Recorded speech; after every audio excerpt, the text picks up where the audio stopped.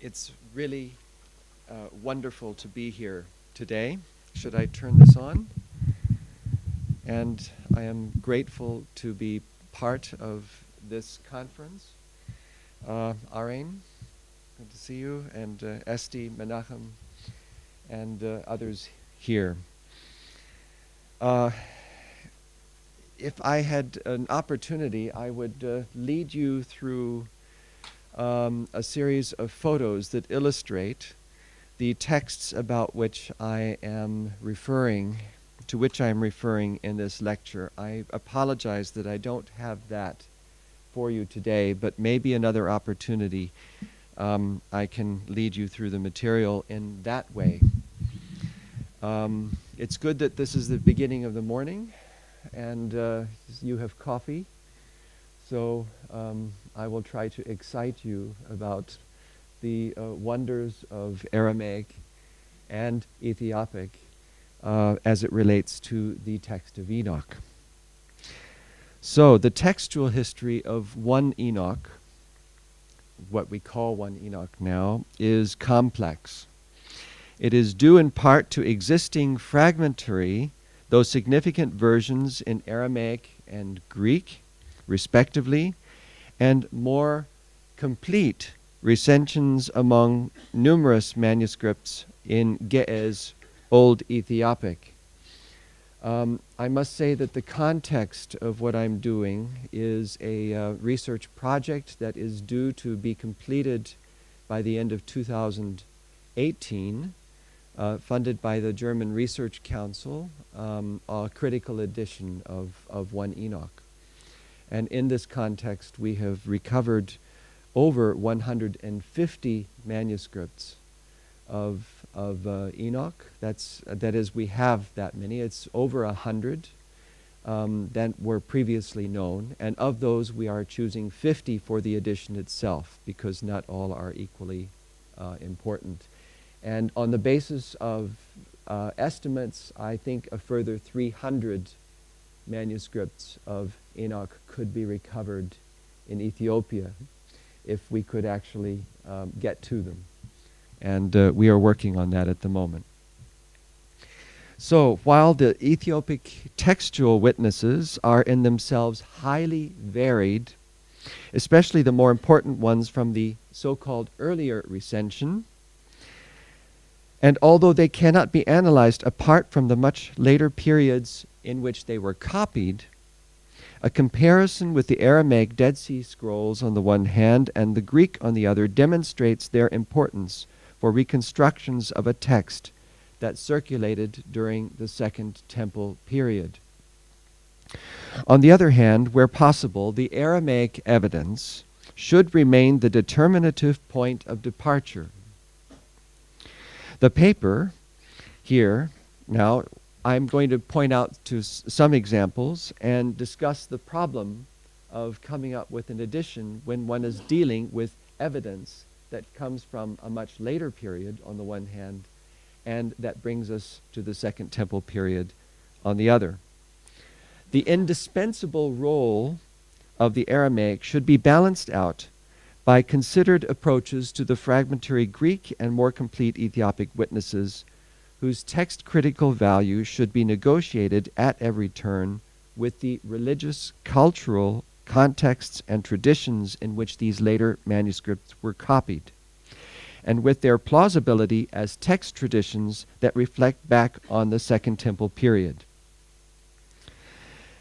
Different editions have dealt with the varied sources in a variety of ways, of course. R.H. Charles, in his 1893 and then improved 1906 editions, reconstructed an Ethiopic text without having any Dead Sea materials to hand. Also, not the Chester Beatty, Michigan papyrus either, and other materials. Recognizing that an Ur text for much of 1 Enoch was Semitic, he was prepared to reconstruct an Ethiopic text that, where possible, would agree with the then-known Greek Panapolitanus, and to propose emendations when the text did not make sense to him.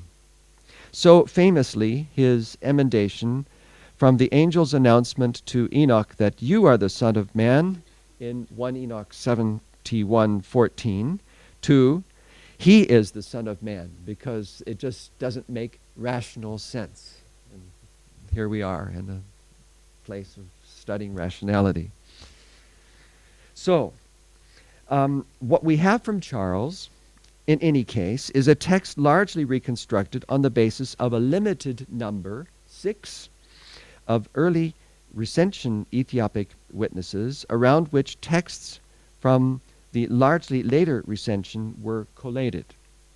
At almost every word or phrase, his edition sets forth a bewildering set of variants. This is not a criticism, it's just the way it is. This was not his fault, as the earlier and more important Ethiopic witnesses known to him were much more varied amongst themselves than the highly standardized text of multiple witnesses belonging to the later recension. Based on the materials we've actually been able to study, that is 110 of the 150 plus manuscripts, we have to do with 27 early recension manuscripts now. Charles had 6. Nib knew of 8, he used 7. Nickelsburg knew of 12 and used them intermittently and not completely behind the translation. So we have a real jump now in the number of manuscripts, and the value of the manuscripts previously unknown are much the equal of the value of those manuscripts previously known, I would like to argue. So we are really headed in some new territory when it comes to securing a text, whatever that text is supposed to be. So the situation, of course, changed with the discovery of the Dead Sea fragments to Enoch. We await a critical edition of Henrik Dravnel, which is now in the proof stage. However, a big, if not an ingenious and intellectually adventurous step towards an edition was offered, as many of us know, by J.T. Millick in 1976. Noting extensive overlaps between the Aramaic and the much later Ge'ez text tradition, Millick combined codicological reconstruction with an attempt to retrovert the Ge'ez and sometimes also the Greek back into Aramaic in order to fill the lacunae in many places. This was an ingenious work, and I don't think any edition today can replace really the intellectual value of what he did, however tenuous the conclusions were. The effect was to present not only the material as seen in the fragments, but also to offer what we may call a plausibility structure that could underscore how much a Second Temple tradition could be inferred behind the Ethiopic. The basis for Millick's retroversion into Aramaic, missing in the fragments, was none other than the main reconstructed text of Charles, without dealing with the footnotes. He just takes the text as it was in Charles and does that, and then occasionally infuses Greek readings as well. With the Greek text functioning mostly as a secondary backup. For example, at the end of chapter 1, verse 1, he supplies, and the righteous will be saved, into the reconstructed Aramaic, on the basis not of the Ethiopic. It doesn't occur anywhere in the Ethiopic, but on the basis of Greek Panapolitanus to fill out needed space for his reconstructed text. I would argue that's a Christian tradition, but that's another matter. So around the time Millick, was preparing his edition, Nickelsburg was engaging in a study of the Greek and Ethiopic traditions in the mid-1970s. Nickelsburg placed much more emphasis on the importance of the Greek tradition, especially Codex Panapolitanus and the Syncolas, less so on the Chester Beatty, Michigan papyrus, and found in the 17th century Abadianus 35, a Ge'ez Ethiopic text, a particularly valuable textual witness from the Ethiopic side. The Greek would continue to weigh heavily in the translation Nicolsburg offered and offers with van der Kam in 2004, revised and republished in 2012, based on the textual footwork he had provided in a 2-volume Hermeneia commentary on 1 Enoch, 2001 and 2011, in which he added work on the Aramaic materials to the mix. If from Charles we have a critical text reconstructed on the basis of early recension witnesses of Ethiopic, negotiated with the Greek, what we have from Nicolsburg is far more complex. It is a largely synthetic text that weaves in and out of all existing traditions, here following the Greek, there following the Ethiopic, and there following the Aramaic, not always indicating which is which, occasionally doing so in footnotes, but there is a lot of this weaving in and out, which is just simply not given in the translations that have been made available to us. The result is a text through which it is hard to run a continuous thread.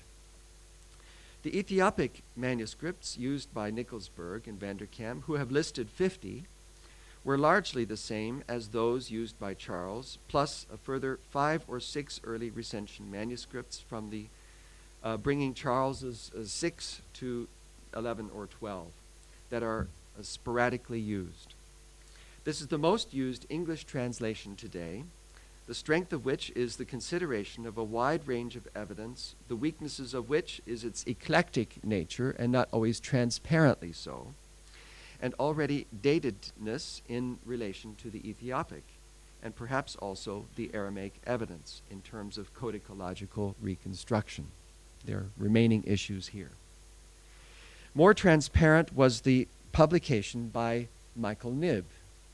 In 1978, he published an exemplar of the later Ethiopic recension of a standardized, one that had been standardized within the Ethiopian Orthodox tradition, though it is an early manuscript from Ryland's manuscript 23 from the 18th century. And he translated into English that text. And it's bemusing to see how many people will, as many were of Vermesh's English translation to the Dead Sea Scrolls, just captivated by this beautiful English translation, and cite it as if this is a Second Temple text. And yet it is a text that simply translates straightforwardly and transparently so the later standardized recension of 1 Enoch. The collations around the text not reflected in the translation include most of Charles's materials published 72 years earlier, plus 2 significant manuscripts, a manuscript purchased by Uhlendorf in 1965 and a 15th century so-called Tananine manuscript. Knibb also placed comparisons with diplomatic readings of the Aramaic in translation notes. Thus, Knibb was not claiming to make accessible the ancient Enoch text in English, but merely to render one manuscript of the later recension while offering some details with which readers can make comparisons. Perhaps the best modern translation of 1 Enoch is still that of Siegbert Ulich, published in 1984, especially as relates to the Ethiopic evidence available at that time. That evidence, however, has grown threefold since then, and though issues relating to the Aramaic does not go any further than the diplomatic text of Milik. So, let's think about the Second Temple period and try to be as transparent as possible. What we do not know about the earliest version of the book in Aramaic. I think it's good to start with what we don't know. Maybe we'll not get to the point of what we really do know, but let's begin with this. When considering the earliest pieces of evidence for text relating to 1 Enoch, we need to be as clear as possible about the uncertainties we have in considering the text. Below, I offer an incomplete list of some selected examples based on the Aramaic. And we have to be aware also that when we talk about the Aramaic version, we're not talking about a text that's without variance within itself. That's very important to recognize variance within between, for example, 4Q201 and 4Q204, where they have overlapping text, not to mention some issues within the manuscripts themselves. So, for chapter 2, verse 2, 4Q201 has a bit of a longer text. The Ethiopic says, "Behold the dry season and the rainy season." The Aramaic, "See the signs of summer," and probably the signs of winter upon it. Yes, and then the signs of winter. So a little bit longer.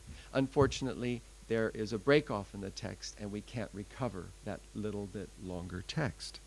Chapter 7, verse 5 is longer in the Aramaic than either the Greek or Ethiopic. I'm referring to 201. The Greek Ethiopic lists creatures killed in the text. They, the giants, began to sin against birds, beasts, and reptiles that creep and fish and to eat one another's flesh. While the Aramaic they began, the giants, to sin against all birds and beasts of the earth and reptiles. We reconstruct here that creep.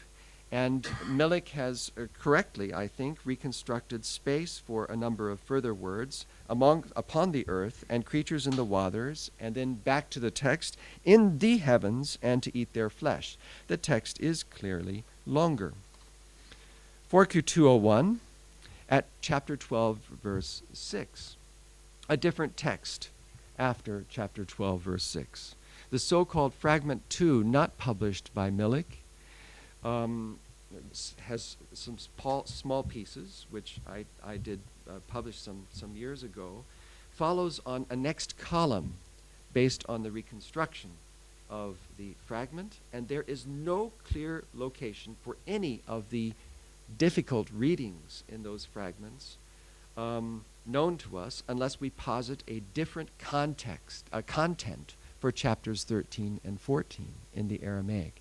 So we're not dealing ultimately, I think, with a same Aramaic text as that which comes down to us from after chapter 12. That's significant. We just do not have access to that enough. There have been attempts to find a plausible reading. Langlois has offered one or two suggestions. I don't find them convincing. 4Q2, because we want to make things fit more than they perhaps have to. Then 4Q212 for 9110. I don't need to go into this. We've looked at this elsewhere. A longer text for at least chapter 91, verse 10.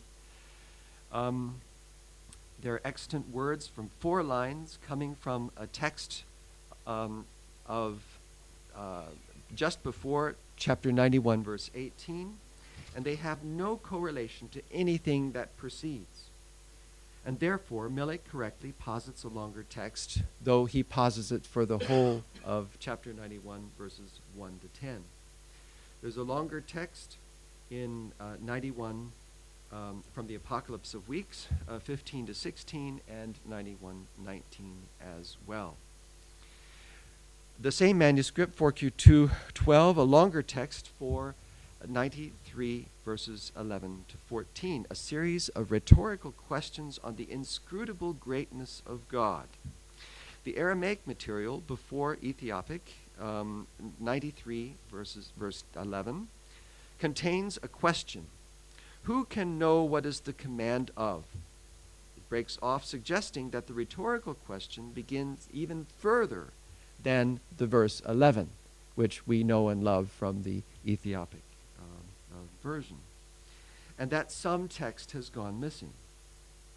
Milik thinks that the missing text from the previous 14 lines of the column must have contained further such questions. And presumably the text went missing through homoioteliuton, it's my explanation, since the extant rhetorical questions begin with the same formula, who can or what is, and must have broken off. But there is considerable text there that we will not have access to unless something wonderful happens. 4Q204, a different text for chapter 105, verses 1 to 2. I won't go into the explanation of this, but it's rather interesting. I would regard what we have in the Ethiopic at the first part of verse 2 as a Christian edition, which refers to, I and my son will join ourselves with them forever in the paths of truth in their life. Of course, in the context of Enoch, that would refer to Enoch and his son Methuselah.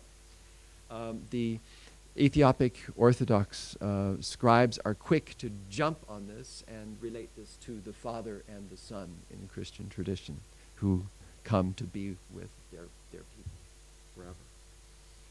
So, and then very briefly, we know that the astronomical book has huge problems, poses challenges for analysis when it comes to how they relate to the Ethiopic evidence. And a good bit of text from and relating to this part of Enoch. I say relating, we don't always know if it's exactly this, if it is to be Enoch itself or something related. Is simply something we don't have access to. One area for debate is how to relate part of 4Q211. Jonathan Ben Dov may pick this up later in his lecture, whether it did or did not contain text on autumn and winter that completes what seems to be missing in chapter 82, verses 9 to 20. Of course, we know that the astronomic material here is substantially longer or more detailed than what meets us in the Ethiopic text tradition. We cannot, therefore, hope to reconstruct an earliest version of 1 Enoch, even if we restrict ourselves to passages for which the Aramaic evidence, which is frustratingly fragmentary, is extant. We do know, however, that there is plenty of Enochic tradition related to 1 Enoch from the Second Temple period that existed, though without more finds we will never be able to recover it. Now, what the Aramaic contributes. What we don't know based on the Aramaic, what the Aramaic does contribute. As the Aramaic evidence reminds us that a text existed to which we do not have full access, we are left to consider when, in fact, it does provide material that makes a difference in attempts to come up with a recoverable text. Reconstruction of an earliest accessible text with this goal in mind can only proceed with confidence in particular cases in which there is enough Aramaic text to do so. This is not least the case when the Aramaic corrects more obvious problems that meet us in the Greek and Ethiopic versions. For this, there are several obvious and well-known examples. In chapter 1, verse 2, only the Aramaic reads, and from the words of the watchers and the holy ones, everything I heard, against the Ethiopic, and from them I heard everything. So here is whereas the Greek and all the Ethiopic only read, yes, right, and from them I heard everything. In chapter 10, verse 17, the Greek and Ethiopic versions read, all the days of their and of their Sabbaths they will complete with peace, where the Aramaic reads more correctly, all the days of your youth, reconstructed there, but then not reconstructed, and of old age, of your old age shall be completed. R.H. Charles was brilliant enough 100 years to guess that there is a problem at this point, and the Aramaic contributes to rectifying this difficulty in the text. Third, in a number of places in the Book of Watchers, the Aramaic supplies what the more original passive forms for verbs of motion are, while in both the Greek and Ethiopic, There's only one exception to this: the verbs appear in the active voice. The astronomical book fragments supply some text for the missing, perhaps fourth season, or third, fourth, at the end of chapter 82, but again, this is debated. Dravnel thinks there isn't. Others think that we should be open to the possibility that there is a little bit of missing text from 4Q 211. And fifth, for the Apocalypse of Weeks, the text of 4Q 212 puts the material of 93 and 91, displaced in all the extant Ethiopic manuscripts into the imagined correct order. That is for the Apocalypse of Weeks. Now, in putting all of this together, there are some other wonderful examples of this. I want to draw attention to what is involved in the reconstruction of an Ethiopic text. As mentioned earlier, there are at least 27 manuscripts. Not all of them are complete to Ethiopic Enoch, from which one attempts to recover an early Ethiopic version. And Nikolsburg, drawing on the work of Fus and Ulik, had imagined 4 families. The alliances, I think, can look very differently. And I would propose that we do have 4 families, but of manuscripts amongst these early recension materials. But that in addition to them, we have a number of what I would call loners. Loners which do not fit into any of the other families, and which share readings uniquely with each one of the families in addition. What I would like to say is that the diversity of the early recension manuscripts contrasts with the lack of diversity in the later manuscripts, where we have to do with normalization, standardization in grammar, morphology, and also in coming up with more meaningful sense units. Makes more sense. It doesn't mean that the later version is always containing later material, because sometimes it preserves early readings that are just not found amongst the extant early recension manuscripts, so that remains significant.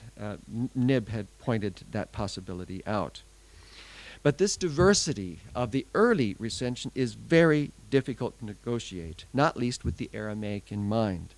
It attests a very long tradition of copying. Our earliest manuscripts are the late 14th century. The late 14th century. And the last one we've just recovered is from a palimpsest, an undertext that we have just photographed at the Staatsbibliothek in Berlin. Very fascinating text to parts of Enoch. So a long tradition of copying 1,000 years in different regions that were not always socio-politically connected. So you have some geographical differences that we have been able to trace in some manner. This is all I have left here. Why mention all of this? Why mention all of it? Well, criteria for an early reading chosen for the main text in Ethiopic would include a reading attested by a majority, 50% of the manuscripts, when they come from different families. That's important. All except for the loners.